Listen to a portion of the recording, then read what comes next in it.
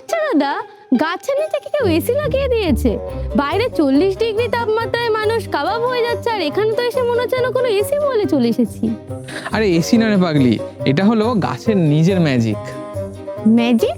গাছ আবার ম্যাজিশিয়ান নাকি? তাহলে শোন, বাইরে সরাসরি সূর্যের আলো মাটিতে পড়ছে, কিন্তু এখানে গাছের পাতা ছাতার মতন কাজ করছে।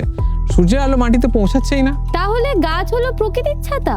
ঠিক ধরেছিস, কিন্তু এটা পুরো গল্প না। আসল মজার ব্যাপারটা এবার শোন। তুই যখন দৌড়াস আর ঘাম হয় তখন কি হয় বলতো?